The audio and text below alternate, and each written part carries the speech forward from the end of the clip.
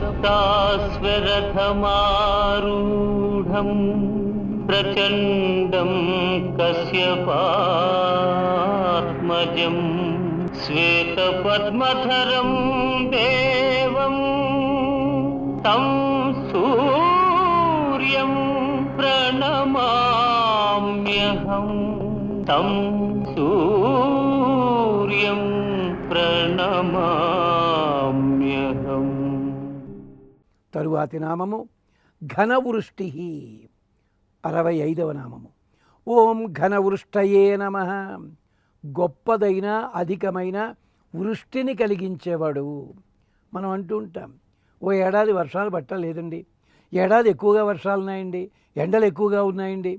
మీరు ఎప్పుడైనా కాలగమనాన్ని చూస్తే ఒక సమయంలో ఎండలు ఎక్కువగా వచ్చాయి అంటే దానికి తగ్గట్టుగా వర్షాలు కూడా ఎక్కువగానే ఉంటాయి.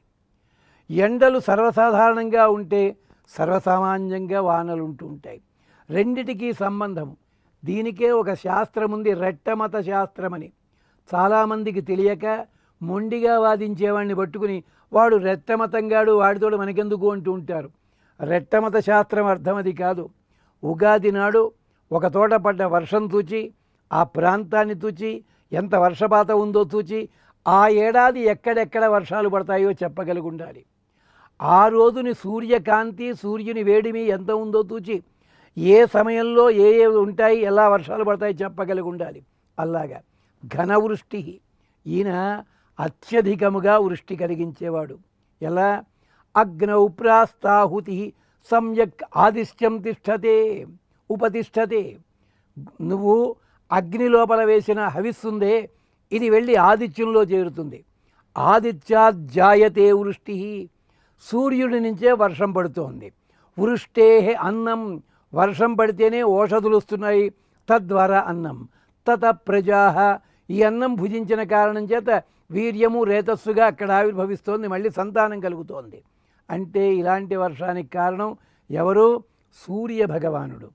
అంతేకాదు, ఈ ఫలితములు ఇవ్వగలిగిన వాడు పరమాత్మే అని చెప్తుంది బ్రహ్మసూత్రము. ఫలం అతః ఉపపత్తేహే. ఈ ఫలములన్నీ ఇచ్చేవాడు పరమాత్మే. అంటే సర్వకర్మ ఫల రూపమైన వృష్టిని ప్రసాదించువాడు, సర్వయజ్ఞ ఫల ప్రదాత అయినవాడు సూర్య భగవానుడే. అంతేకాదు, ఘన అధికావృష్టి సకల కర్మ ఫలదాం రూప యస్మాత్ సహా. మనకొక్క సందేహం కలుగుతుంది. ఫలం అతః అన్నారండి, భగవంతుడే ఫలితం ఇస్తారన్నారు కదా, అయితే మనం పని చెయ్యాలా వద్దా అంటే సర్వధర్మాన్ని పరిత్యజ్య అని పక్కవాడు ఎవడో చెప్తాడు. అంటే పని నువ్వు చేయి, ఫలితం మర్చిపో అని చెప్పి దాని అర్థం అది కాదు. దాని అర్థం ఏమిటంటే, నువ్వు ఎంత చేసినా భగవంతుడే ఫలితం ఇస్తాడనడానికి ఉదాహరణ ఒకటి ఉంది. చంటి బిడ్డ ఉయ్యాలలో నిద్రపోతూ ఉండగా తల్లి తనంతట తాను వెళ్ళి బిడ్డను తీసుకుని పాలు ఇవ్వచ్చును. ఆ సమయంలో ఆకలి వెయ్యబోతోంది, లేదు, ఆకలి ఏడ్చింది, ఏడిస్తే దగ్గర తీసుకోవచ్చు. మరో సందర్భంలో ఏడ్చినా కూడా తల్లి వెళ్ళి తీసుకోకపోవచ్చు. ఇప్పుడు చెప్పండి, ఆవిడ పాలు ఇస్తోందంటే వాడు ఏడ్చినందుకు ఇచ్చిందనాలా? ఏడవకుండా ఉండే ముందే ఇచ్చిందని చెప్పుకోవాలా? ఏడిస్తే కూడా పట్టించుకోకుండా తర్వాత అంటే తల్లి తాను ఎప్పుడు సన్యాన్ని ఇవ్వదలుచుకుంటే అప్పుడు ఇచ్చినట్టుగా, ఏడ్చినా ఏడవకపోయినా. భగవంతుడు కూడా ఫలితాన్ని ఇవ్వడంలో ఈ పద్ధతిలో ఉంటాడు కనుక ఫలం అతః ఉపపత్తి అని చెప్పి, అలాంటి సర్వకర్మల ఫలితాన్నంతటినీ కూడా మనకిచ్చేవాడు ఘనవృష్టి సర్వయజ్ఞ ఫలప్రదాత. తర్వాత ఘన అధికావృష్టి సర్వ కర్మ ఫలదాం రూపా యస్మాత్ సహ. అంటే ఘన సంపూర్ణ వృష్టి, పూర్తి వర్షాన్ని కురిపించి ఫలితమిస్తాడు. మనమేం చేస్తున్నాం? వర్షం కావాలి, వర్షం కావాలి, వర్షం కావాలని యజ్ఞాలు చేస్తున్నాం. వర్షాలు వచ్చి వరదల్లో కొట్టుకుపోతుంటే మళ్ళీ వర్షాన్ని తిడుతున్నాం. నువ్వు వర్షం కావాలనుకున్నప్పుడు వర్షపు నీటిని ఒడిసి పట్టుకునేలాంటి ఆలోచన నీకు లేదా? ఆలోచించు. డబ్బు కావాలి, డబ్బు కావాలి, డబ్బు కావాలన్నావు. ఆ వచ్చిన డబ్బుని సంరక్షించుకునేందుకు నువ్వు ఏర్పాటు చేసుకోకపోతే దొంగలు పట్టుకుపోయి నేడవడం దేనికి? ఈయన ఘనవృష్టి, నువ్వు అడిగింది ఇస్తాడు ఆయన. అహం హి సర్వయజ్ఞానాం భోక్త ప్రభురేవచ భగవద్గీతలో చెప్పాడు. నేను అన్నిటికీ కూడా భోక్తని, ప్రభువుని, నేనే ఫలితాలు ఇస్తాను. భాగవతంలో కూడా చెప్తారు పోతన్న గారు. యజ్ఞ ఫలదుడు సకల ఫల ప్రదాతయు సర్వశరణ్యుడు ఆయన. అంతేనా, కొండలంత వరములు గుప్పెడు వాడిన, అడిగితే ఏ వరాన్ని కూడా అద్భుతంగా ఇచ్చే మహానుభావుడైన. అథర్వణ వేదంలో ఈయన ఘనవృష్టి ఎలా ఇస్తాడో చెప్తుంది. ప్రజాపతి సలిలాత్ ఆ సముద్రాత్ ఆపహ ఈరయన్ ఉదతిం అర్ధయాతి. సూర్యభగవానుడు నీటిని రకరకాలుగా తీసుకుంటాడు దగ్గరికి, సముద్రాన్ని ఉప్పొంగింపజేస్తాడు. ప్రప్రయాయతాం వృష్ణు అశ్వస్య రేత అర్వాంగ్ ఏతే స్తనయిత్తున ఆయిహి. అందుకని మేఘాలన్నిటినీ కూడా తడిగా చేస్తాడట, మెరుపులు కలిగిస్తాడు, అప్పుడు వర్షింపజేస్తాడు. ఆ మేఘాలు మా దగ్గరికి రావాలి అంటుంది అథర్వణ వేదం. యజుర్వేదం అయితే కొంచెం ముందుకెళ్ళి సూర్యభగవానుడా పర్జన్యదేవుడా వర్షాన్ని మాకు సరిగ్గా ఇవ్వాలయ్యా. ఎలాగో తెలుసునా, కొంచెం కొంచెం వర్షం కురవడం కాదు, మాకు కరువు తీరా వర్షం కురవాల్సి ఉంటుంది. పృథివ్యా దివోవా విష్ణవుతవ పృథివ్యా మహోవా విష్ణవుతవ అంతరిక్షాధస్థౌ పృష్ఠస్వ బహుభిః వసవ్యైః ఆప్రయచ్చ దక్షిణాత్ ఉత సవ్యాత్. నువ్వు నీళ్లు ఎక్కడి నుంచి పట్టుకొస్తావో మాకు తెలియదు. తూర్పు దిక్కు నుంచా, పడమటి దిక్కు నుంచా, సముద్రాల నుంచా, కొండల నుంచా, కోనల నుంచా మాకు సముద్రిగా వర్షాన్ని కురవాలి. ఇదే భావాన్ని మనకి తిరుప్పావైలో ఆండాళమ్మ వారు చాలా అందంగా చెప్తారు. ఆషిమషై కన్నా ఒండ్రు నీ కైకరవేల్, ఓ మేఘమా నీవు చేయి ముడుచుకోవద్దు, నీళ్లల్లోకి వెళ్ళి బాగా నీళ్లు తాగాలి, శంఖంలా గర్జించాలి. అలాగే ఆయన చేతిలో ఉన్న సుదర్శన చక్రంలా మెరిసిపోవాలి. ఆ తాజాదే శాంగముదైత్య శరమషైపోల్ అంటే స్వామి వదిలిపెట్టే బాణ పరంపరలాగా నీ వర్షధారలు మాకు కావాలి, మేము ఆనందించాలి అంటారు. అంటే ఇంతటి గొప్పదైన వృష్టిని కలిగించేవాడు గనక ఆ మహానుభావుడు ఏమిటనమాట, ఘనవృష్టి అపామిత్ర. ఆయన గొప్పదైన వృష్టిని కలిగిస్తాడు. ఘనవృష్టి అయిన స్వామికి ఇంకో పేరేమిటి అంటే అపామిత్ర అని చెప్పి. అంటే గొప్పదైన వృష్టి కలిగించాలి అంటే నీళ్ల మీద అధికారము ఉండాలి, నీళ్ల మీద ప్రేమ ఉండాలి, అప్పుడే వృష్టి కలిగించగలడు. అపామిత్ర అంటే అపాం సాత్వికానాం మిత్ర చైతన్యదానేన ఉపకర్త.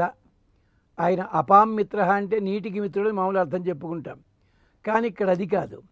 సాత్వికులైన వాళ్ళకి అప్శబ్దవాచ్యులు అంటే చల్లదనమే తమ గుణంగా కలిగిన వాళ్ళు, ప్రవహించడమే తమ గుణముగా కలిగిన వాళ్ళు, వాళ్ళ లోపల ఏ రకములైన తత్వములున్నా క్షేమాన్ని మాత్రమే ఇచ్చేవాళ్ళు.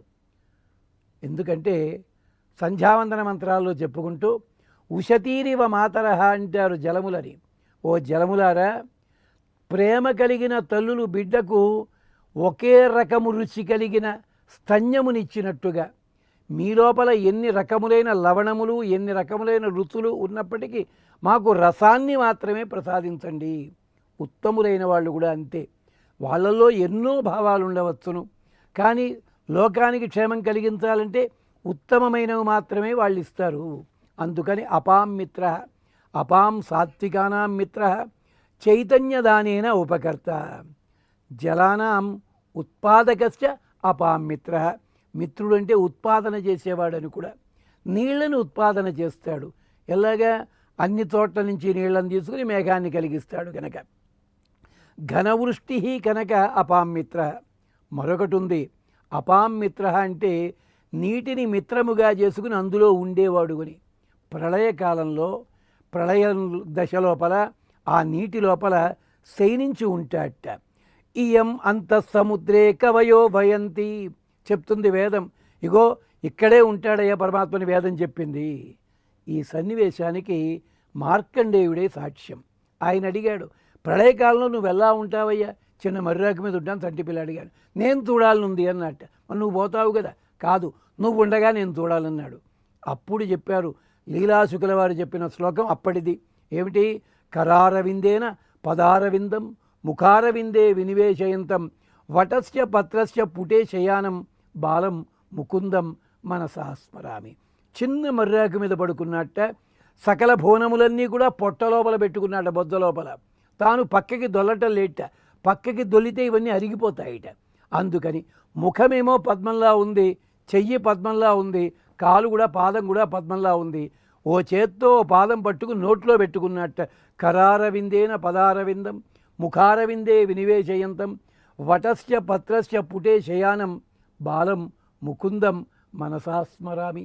ముకుందుడు అంటే ముంచ కుంచ దదాతి, ఇహలోక సుఖాలు ఊర్ధ్వలోక సుఖాలు రెండూ ఇచ్చేవాడు ఆయన. అలాంటివాడు అపామిత్ర.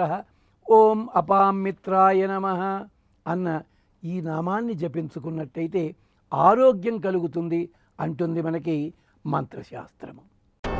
సప్తాశ్వరథమారూఢం ప్రచండం కశ్యపాత్మజం శ్వేతపద్మధరం దేవం తం సూర్యం ప్రణమామ్యహం తం సూర్యం